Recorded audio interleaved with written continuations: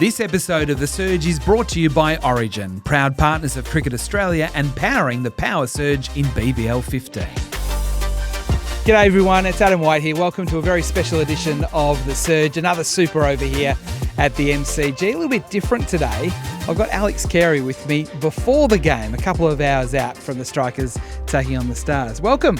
No, thanks for having me on. What do you like before a game? Do you drive in a bit nervous, a bit toey every time you play cricket? Yeah, I do, and I think that's the good thing about it. It means something. So, I'm excited for tonight. Obviously, it's an amazing venue. Played the other night, didn't go our way. We have to get our game going, otherwise it looks like it's curtains for us. So, nice opportunity for us to play against a team that has been in good form, probably red hot form to start, and starting to hit their straps again. So it's a great opportunity for our group tonight to hopefully find our best cricket and worry about tonight, and then see what happens after that. Whether you're playing for the Strikers, for South Australia or for Australia, is your preparation the same, or can you come in a little bit more relaxed for a game like this, considering what you've just gone through over the last couple of months? I don't want to relax too much. It's obviously a different vibe and a different feeling coming back into the Big Bash environment from an Ashes series, which everything's on the line, it feels like. And it was a great summer, but I try to keep all my preparation very consistent, try to keep my mindset really consistent, and they're probably the two things I can control, so why not try to control them? Outside of that, have some fun. It's a different feeling, but it's just as exciting playing a game of cricket on the MCG for the blue team as opposed for the green and gold. So once that ball is bowled, is it just another game of cricket? Doesn't matter the colour of the ball or the colour of the uniform, or would you approach, for example, tonight a bit differently? I might try this tonight, I might try that tonight, or is that the quality of the game too much to do that sort of thing? I don't like to lap in Test cricket. I might lap out here and play some funky shots, but no, I don't know, when everyone says it's just another game of cricket, sometimes it's not. The feeling around, say, an Ashes series is pretty hyped, and you probably get an extra few butterflies here and there, and you think about it a long time out, and it comes around. And once you're out the middle, it just starts to feel like another game of cricket in terms of what I'm focusing on, what I'm watching, a cricket ball, and what I'm trying to do and helping the team. So that stuff doesn't change. I feel like it's probably the stuff leading into a game where you get a little bit edgy on certain matches. I'm really excited for tonight. Can't wait to get out there. But every match probably holds a little bit of weight. I know we like to say every game's just another game of cricket, but sometimes they're a little bit more than others. There are a lot of Striker fans that were very happy that you are playing, because it could have been easy to say I'm a bit tired and I need a rest. But it means you love the club. You love representing the Strikers to come off the back of an Ashes and play. Yeah, I do. It's our job, I guess, as well, and I know it's been a really big summer, but there's opportunities to play for a club that contract me, so I'm keen to do it. We saw Smith and Marnus and Aussie get back out and play. I also understand guys have got a lot of cricket coming up that might see this as a little window and absolutely do that, because there's a big T20 World Cup just around the corner for those guys. But for me, I'm keen to get back out and play. It won't last forever either, so why not take the opportunities that are there? And I had the two young kids out in the Oval the other night. You might have seen it. Yes. Clementine ended up in tears, but she wanted mum. She didn't want to see me. Yes, that's right. I did notice that. It's great, and I love playing for the Strikers. And we've got an opportunity to, I guess, hopefully make finals. I know there's a bit that needs to go our way, but it'd be a nice way to finish the season as well, playing really good cricket. What does it mean to you to play for the Strikers? You've been involved now with the Strikers for 10 years. It's a long time. And in a lot of ways, it was kind of like the making of you as a player. So does that hold that extra significance when you put on the blue? Yeah. Off the back of a really good summer in BBL, whatever number, I was able to debut for Australia. So, yeah, it's a great competition. I love it.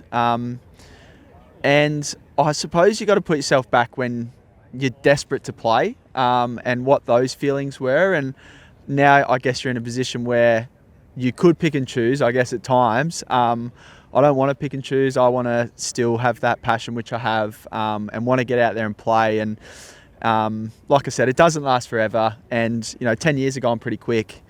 And to still be playing, it's pretty amazing. So, yeah, I'm grateful for the Strikers to keep me at the club and pick me when I'm available. How many of the players from the first game you played can you remember? Yeah. Well, Ish Sodhi's not here. He took 6 for 11 at NG Stadium now, I think it is. Who else did we have? Benny Lachlan might have played. He's now in our coaching box. Opening the batting, I think Weathers was there, Hetty was there, Ben Dunk was there. He's in our coaching box as well. Hodgie was the captain. Who was bowling? Doing very well here. Pollard was there. Then there might be a couple others that might stump me, but I've got the list for you. Yeah, go on. Tim Ludeman. Yes, he did. Did he open the batting that night? He did. Yeah, with Dunkey.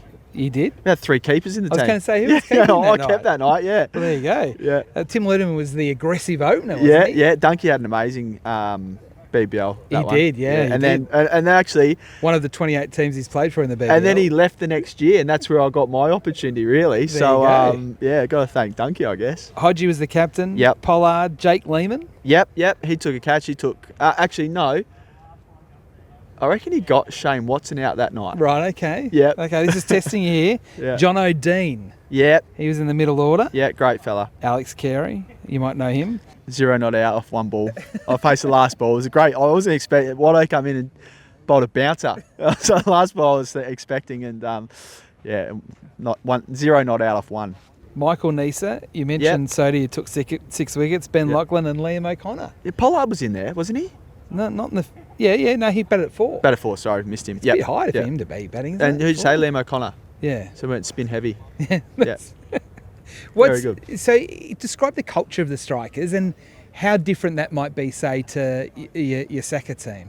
Well, it's great we've got a number of Saka boys at the Strikers. That keeps it really familiar. The internationals that come in, I understand, they have a great time. Adelaide's a beautiful place. It's always, hot this time of the year. It's a great venue to play at. Crowd always comes out. So in terms of, I guess, the playing and the culture on the field, it's always a great buzz, and it's great to walk onto the field at Adelaide Oval. I know everyone says when they come there it's one of the best places to play. So that's a pretty good lure in a start. But the culture. Look, it's probably hard for me to comment on. I haven't really been around too much the last couple of years. I think I might have played 2 games, 3 games, and 3 this year, and we sort of fly in, join up, and nothing really changes. That's probably a good thing as well. It doesn't feel like you're coming into a new environment. But Payne's come in with a lot of energy. Ben Dunk, Ben Lachlan, you've got Ryan Harris, Luke Williams, great support staff. So they're a lot of fun, and Payne's pretty new in his coaching as well. And look, he was a great captain. He's got a great cricketing brain. He's got lots of energy. So it's been a fun couple of days with him and the games that I do play. But I guess the culture we do want is a winning one, and it's been a little bit of time now since I think we've made the finals. We've only won 1 title, which was a lot of fun. But yeah, I think we probably want to start to get that winning culture back. But I guess off field it's great fun. 2 more questions before we let you get ready. Your favourite moment outside of the title, was there a game or a moment that you remember over the 10 years that stands out for you at the Strikers? Had lots of great moments, lots of great nights at Adelaide Oval when the crowd goes nuts, and I reckon Rashid Khan, whenever he bowled, was my favourite moment. And just the energy he brought to the team. He normally took a wicket or two and did his aeroplane celebration, and the crowd would go crazy. And yeah, I'm sure there's lots more I'm missing, but he comes to mind when, walking out the field with someone, when you put 150 or 160 on the board, you probably think it's enough. He was that good. So could you pick him? Keeping to him? I'd like to say I did. I think I was pretty good at reacting off the surface. We talk about when the lights come on with leg spin, it can be more difficult to really pick it. But I had a lot of fun wicket keeping to him. It was different. It was quite fast. It spun. He normally hit the stumps, which was a good thing. But yeah, he was fantastic to play with, and what he did on the field was great, but what he did off the field as well was, he was always involved with everything, and one of the nicest guys in cricket. And then your favourite personal moment where you felt that you contributed the most, or it might have been an innings or a catch that stands out? Putting you under pressure here a little bit. Yeah, you are. It's probably, it's pretty easy, I think, to drift back to a couple of centuries that I've made. I reckon the night against Hobart, when I scored my first T20 century, that probably led into a selection 2 days later at Brisbane, when the coach Tim Payne got sick. I wasn't in the squad for a one-day international against England, but I scored 100 against Hobart Hurricanes. Had a decent celebration after we won the game, and then the next morning got a phone call from Trevor Hones, the selector, and said, Tim Payne is sick, would you like to come up and cover him just in case? And I said, yeah, sounds good. Probably wasn't expecting to play, and then flew up that night, and then the next morning I walked out to make my debut, and that was really special. So I guess the opportunities that the Big Bash do offer for a lot of play. Well, I think we see an Ollie Peak now standing out, Cooper Connolly last year, guys that perform in this competition normally go on and play for the country. So that's what makes it really special, I reckon. It's not really the scoring of the runs, it's actually owning the moment or dealing with a pressure environment to say, I can deal with that at the next level up. Yeah, that's right. And, I guess like a Chris Green last night, that's really hard to do.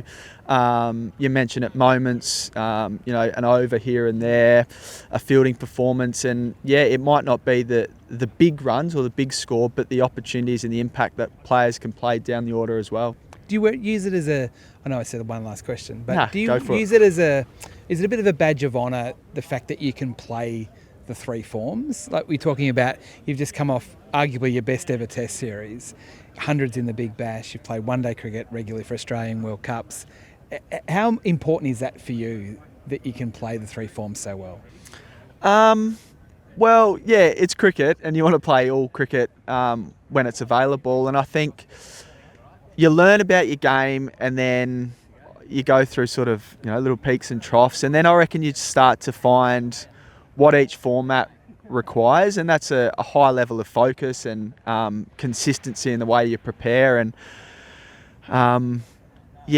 certain opportunities in the nets to try a few things when you're under pressure. But it's great to see, I guess, the test players come back and want to play. That's a great start. And then I've got some domestic cricket to go back to, Shield and List A cricket. And I think with age, you certainly understand your game a bit more. So, it's not as hard to drift between formats. I reckon it's probably harder to go up the gears than come back down them for me. So, test cricket, you normally got some opportunities to score boundaries, the field's up. And then when you come to Big Bash, your eyes can light up and you get a bit too over the top with it. So, probably finding those gears as you mature and play more games is what you put it down to. Well, congratulations on your summer for Australia. It was so good how well you played in the Ashes, both the way you kept and the way you batted. You certainly batted all right the other night in blue. Let's hope it can continue, not only for the home and away season, but maybe a final or two as well. Thanks for joining us. Thanks, Whitey. Thank you. Cheers. Alex Carey joining us on a super over of the Surge here from the MCG. We'll catch you again soon.